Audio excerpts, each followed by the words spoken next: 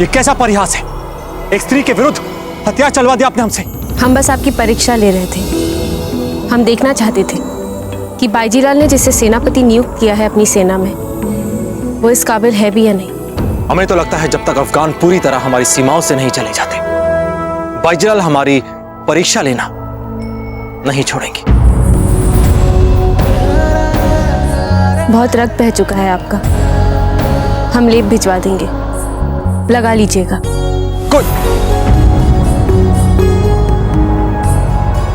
कोई आवश्यकता नहीं, रक्त का चरित्र होता है बहना। होता होगा, परंतु जब बिजौलिया में हमारे लिए कोई रक्त बहाता है तो हमारा कर्तव्य है उसके रक्त को रोकना।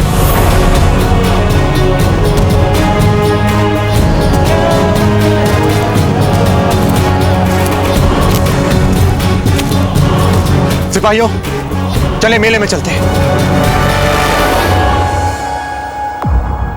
कुंवर जगमाल, कुंवर जगमाल। रानी माँ, रानी माँ।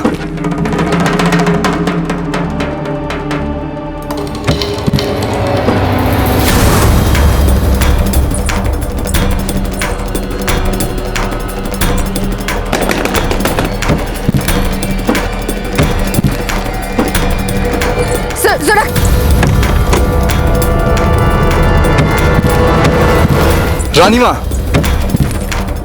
कुंवर जगमाल, कुंवर जगमाल, कुंवर जगमाल, कुंवर जगमाल, कुंवर जगमाल, कुंवर जगमाल, कुंवर जगमाल, कुंवर जगमाल, कहाँ से खुलेगा ये? कुंवर जगमाल।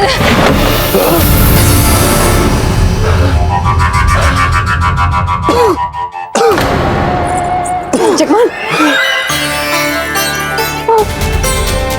ये आप।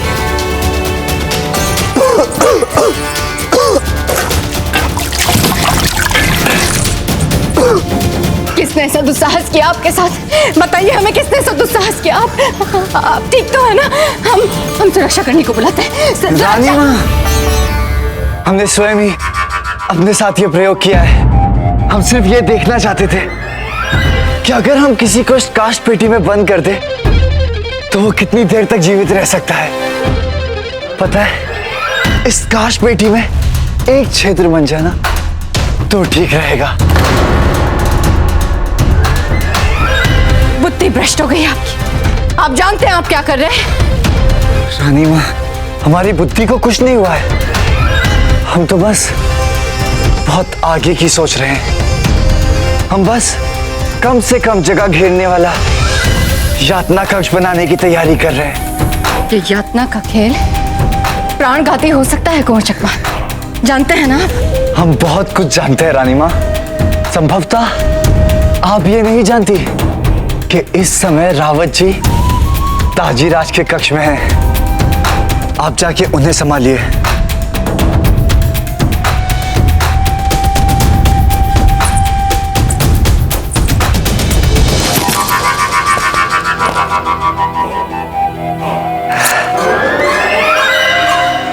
अब इसमें एक छिद्र बनाते हैं। ये आप क्या कह रहे हैं रावत जी? चित्तौड़ में कोई षड्यंत्र कर रहा है? कौन है जो हमारे हाथों बेमौत मरना चाहता है? बताइए हमें। राणा जी, हमें अब तक पता तो नहीं चल पाया कि वो कौन है, किंतु इस बात का पता लगाने के लिए हम अपनी जान तक लड़ा देंगे। किस बात को पता लगाने में जान लगा रहे हैं रावत जी?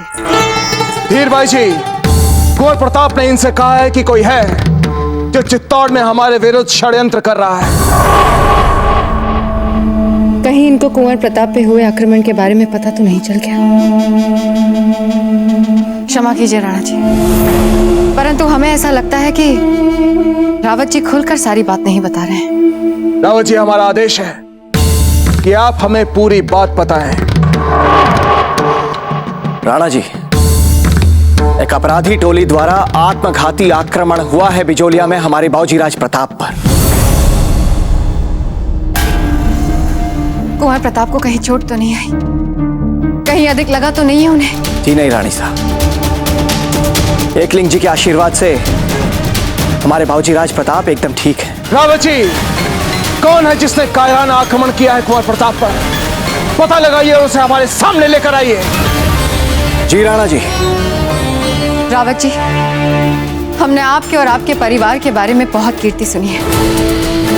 बहुत सुना है कि आप मेवाड़ के उत्तराधिकारी की रक्षा के लिए प्राणपण लगा देते हैं, पर आज ये सब कुछ देखकर हमें इन सारी गाथाओं पर संदेह होने लगा है। रानी साहब, स्वर ऊंचा उठाने से सच झूठ में नहीं बदल जाएगा रावत जी। आप अच्छी तरह से जानते हैं कि कुंवर प्रताप मेवाड़ के उत्तराधिकारी हैं, युवराज हैं वे। ये जानते हुए कि उनके प्राण संकट में हैं, आपने उन्हें बिजोलिया में अकेले छोड़ दिया। तो रानी साहब। रावत जी, हम धीर भाई जी की बात से सहमत हैं। हमें भी ऐसा लगने लगा है कि कुंवर प्रताप को बिजोलिया में अकेला छोड़ हमने बहुत बड़ी भूल की है। राणा जी, बाबूजी राज प्रताप के लिए आपका चिंता करना एकदम उचित है, किंतु बाबूजी राज बिजोलिया में जिस महत्वपूर्ण कार्य के लिए गए हैं उसके लिए। रावत जी, हमारी बात को ध्यान से सुनिए। हम चाहते हैं कि इसी समय किसी को भेजकर कुंवर प्रताप को वापस चित्तौड़ में बुलाया जाए। बिजोलिया के असंतोष का कारण कोई और भी पता लगा सकता है। उसके लिए हम कुंवर प्रताप के प्राणों को संकट में नहीं डाल सकते। इसलिए हम चाहते हैं कि आप हमारा ये संदेश अभी इसी समय कुंवर प्रताप तक पहुंचाएं। जी राणा जी।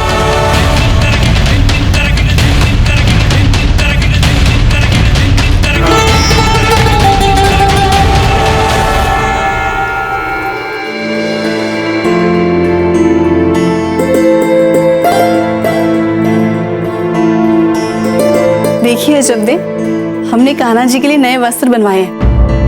हमने सोचा कि इस वार्षिक मेले के अवसर पे अपने कान्हा जी भी नए वस्त्र पहन ले। बताइए कैसे दिख।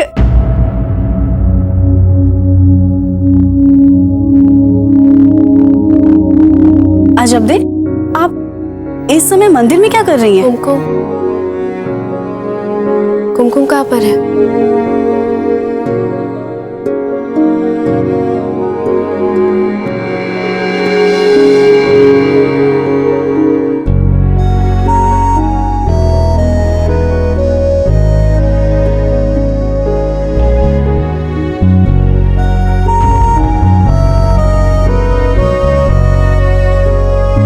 ये क्या कर रही हैं?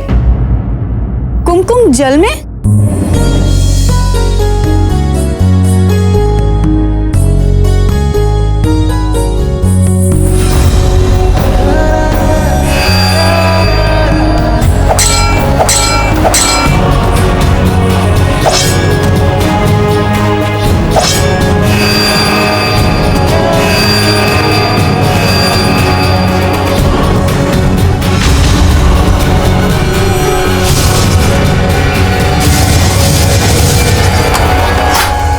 अजबदेव, क्या हो गया आपको? पता नहीं सौभाग्यवती, पता नहीं हमें क्या हो गया।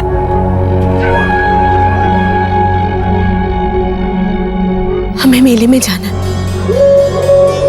जाकर देखना है कि वहाँ कैसे कैसे अश्व है, कैसे कैसे हथियार है। हमें जाना है। रुकिए, हम आपको ऐसे नहीं जाने देंगे। थोड़ा तैयार तो हो जाइए।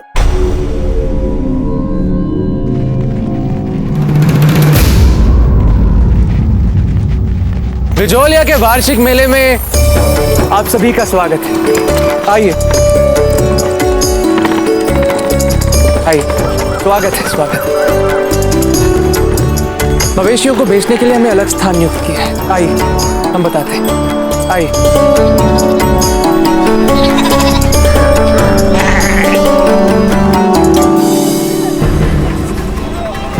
आज इस मेले में आपको अपनी सेना के लिए अच्छी से अच्छी जाति वाले प्रशिक्षित अश्व और सही गुणवत्ता वाले धातु के हथियार क्रय करने हैं। और ध्यान रहे, ऐसा करते समय आपके आंख और कान दोनों खुले होने चाहिए।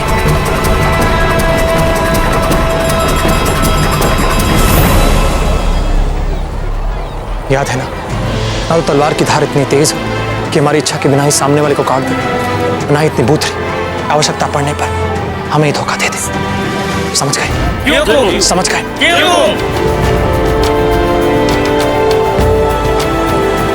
चारों ओर जाके फैल जाइए, छल से घुसे हुए किसी भी अवांछित व्यक्ति पर आपकी कड़ी दृष्टि होनी चाहिए। कोई भी ऐसा व्यक्ति जो यहाँ घुस आया हो, कोई भी ऐसा व्यक्ति जिसे यहाँ नहीं घुसना चाहिए था, आपका ध्यान होना चाहिए, आपकी दृष्टि में होना चाहिए। जाके फैल जाइए, अपने स्थानों पर जाइए। तब तक हम मुख्य द्वार का निरीक्षण करके आते हैं और स्वयं आकर अश्व की जांच करेंगे। जाइए।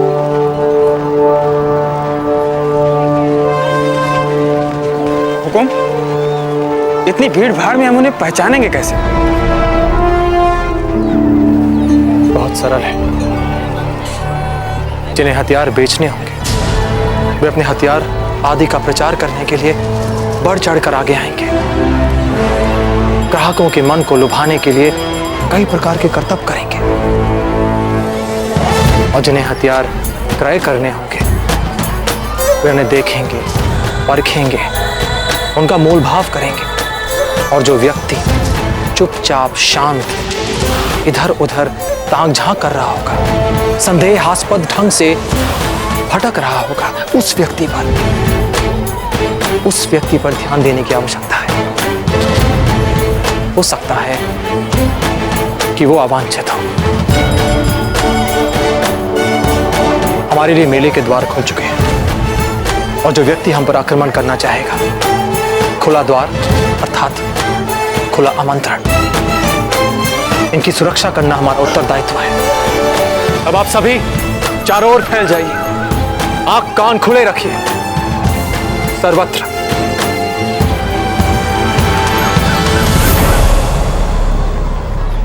सुनिए, क्या कह रहे थे आपके सेनापति? जी, उन्होंने कहा है कि ऐसे अवांछित व्यक्तियों पर दृष्टि रखिए जो मेले में घुस आते हैं। हाँ, दृष्टि तो हम भी रख रहे हैं आपके सेनापति पर। जी, क्या कहा आपने? कुछ नहीं, आप सब जा सकते हैं। जी।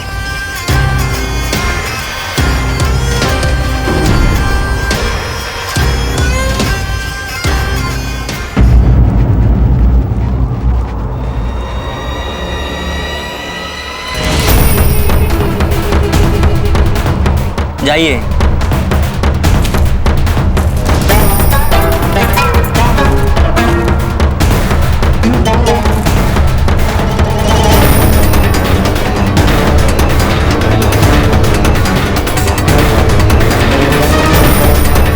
रुको, कौन हो तुम? जी, हथियारों का व्यापारी हूँ। यहाँ किस लिए आए हो? ये जाहिर सी बात है, अपने हथियार बेचने आया हूँ। क्या नाम है तुम्हारा? ये कल्लू लोहार। कहाँ से आए हो? जी, बूंदी से। इतनी दूर से? अब आपको दूरी से भी शिकायत है श्रीमान?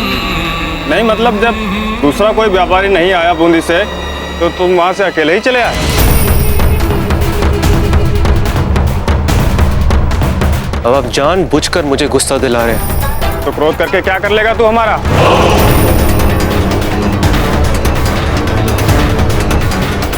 अब वाकई में जानना चाहते हैं कि हम क्या कर सकते हैं? हाँ हाँ, बता बता, क्या कर लेगा तू हमारा?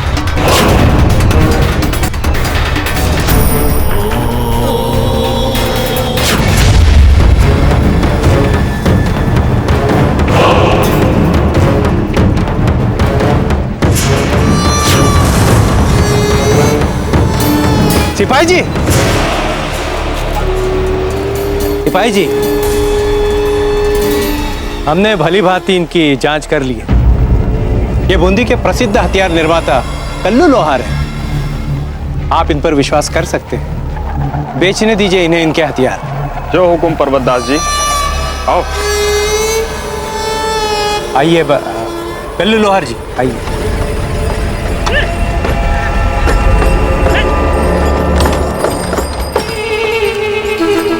वाह पर्वतास, कहीं कहीं तो तुम भी कमाल के काम आ जाते हो। मतलब उतने फिजूल नहीं हो तुम, और ना ही ये बिजौलिया की रियाया उतनी बेवकूफ नहीं दिखती।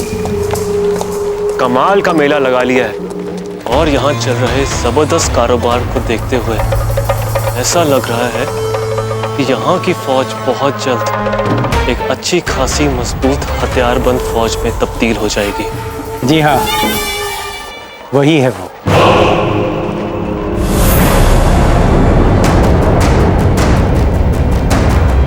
वो जो दिख रहा है ना, उसी के नेतृत्व में।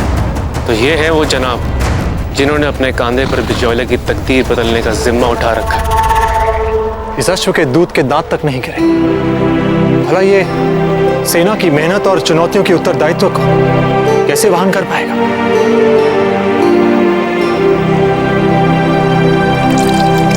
इस अश्व की जांच करवाइए।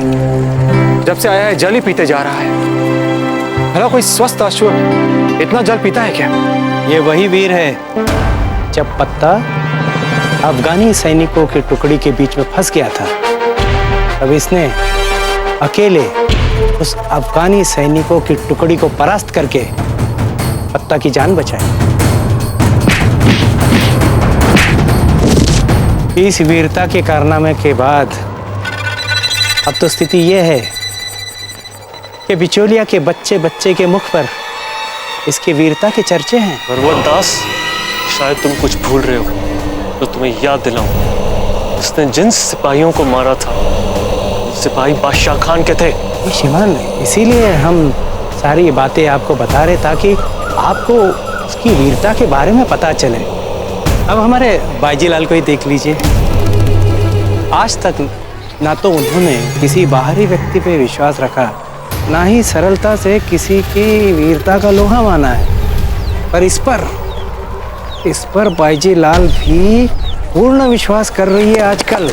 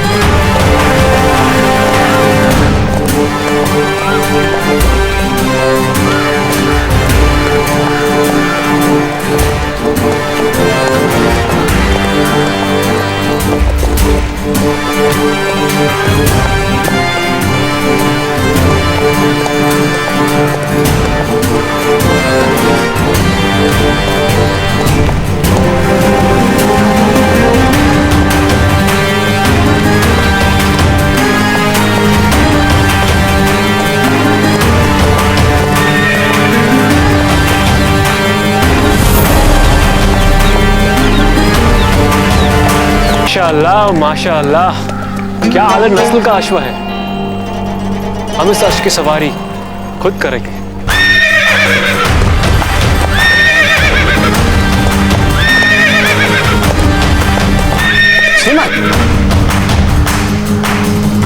तुम इस अश्व को हमें भेज दो। वाह, क्या तेवर है, क्या गुस्सा है इसका। श्रीमान, ये क्रोधित नहीं है, एक राजसी अश्व है, हर कोई नहीं बैठ सकता इसमें।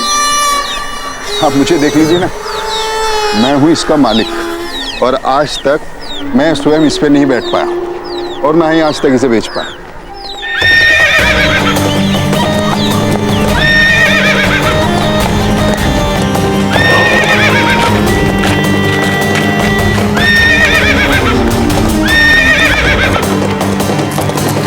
अरे ये इस कदर इतना बदतमीज क्यों है? क्योंकि इसने आज तक ऐसा सवारी नहीं पाया जो इसके लिए उपयुक्त हो। तो तुम्हारे कहने का मतलब ये है कि आज तक तुम्हें ऐसा कोई खरीदार ही नहीं मिला जो इसे खरीदने लायक हो। दरअसल ये एक निहायती बिगड़ैलू अश्व है, एकदम जंगली। नहीं श्रीमान, ऐसा नहीं है। ये एक विशिष्ट अश्व है, ऐसा अश्व जो अपना मालिक स्वयं चुनेगा। हर कोई इसका मालिक नहीं बन सकता और मैं भी इसे तब तक नहीं बेचूंगा जब तक इसका मुझे कोई असली खरीदार नहीं मिलेगा जो इसके लिए उपयुक्त हो।